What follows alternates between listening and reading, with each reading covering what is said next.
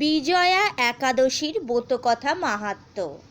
দাপর যুগে কৃষ্ণের সামনে ফাল্গুন একাদশী সম্পর্কে জানার ইচ্ছা ব্যক্ত করেন ধর্মরাজ যুধিষ্ঠির। ফাল্গুন একাদশীর মাহাত্ম্য সম্পর্কে বলতে গিয়ে কৃষ্ণ বলেন, হে কুন্তীয়, নারদ মুনি সবার প্রথম ব্রহ্মার কাছ থেকে ফাল্গুন কৃষ্ণ একাদশীর ব্রতের কাহিনী ও মাহাত্ম্য জেনেছিলেন। এরপর তুমি এই সম্পর্কে জ্ঞান অর্জন করতে চলেছ।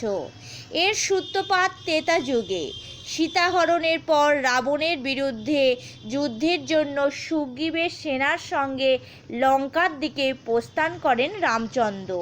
কিন্তু লঙ্কা পৌঁছানোর আগেই বিশাল সমুদ্র তাদের পথ আটকে দেয়। রামচন্দ্র লক্ষ্মণের কাছ থেকে সমুদ্র পার করার উপায় জানতে চাইলে লক্ষ্মণ বলেন, প্রভু আপনি সর্বজ্ঞ, তবে তা সত্ত্বেও জানতে চাইলে আমার কাছেও এর কোনো উপায় নেই। কিন্তু এখান থেকে কিছু দূরেই বকলাভ্য মুনির আশ্রম রয়েছে, তার কাছে এর কোনো না কোনো উপায় নিশ্চয়ই পাবেন। এরপর বকলাভ্য মুনির কাছে পৌঁছান রামচন্দ্র। সমস্যা শোনার পর ঋষি তাকে ফাল্গুন মাসের কৃষ্ণপক্ষের একাদশী তিথিতে সমস্ত সেনাসহ উপবাস পালনের কথা বলেন এই ব্রতর প্রভাবে সমুদ্র পার করতে সফল হবেন এবং তারাও লঙ্কা বিজয় সম্ভব হবে। এই একাদশীর ব্রত পালন করার পরই রাম সেতু নির্মাণ করে লঙ্কা বিজয় করেন রামচন্দ্র।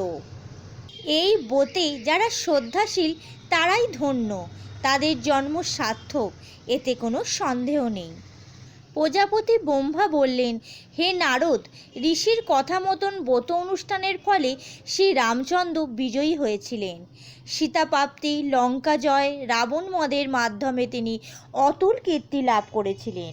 তাই যথাবিধি যে মানুষ এই ব্রত পালন করবে তাদের এই জগতে জয়লাভ ও পরজগতে অক্ষয় সুখ সুনিশ্চিত জানবে। হে যুধিষ্ঠির, এই কারণে এই ব্রত পালন অবশ্যই কর্তব্য। হরে কৃষ্ণ কৃষ্ণ কৃষ্ণ হরে হরে, হরে রাম রাম রাম হরে হরে।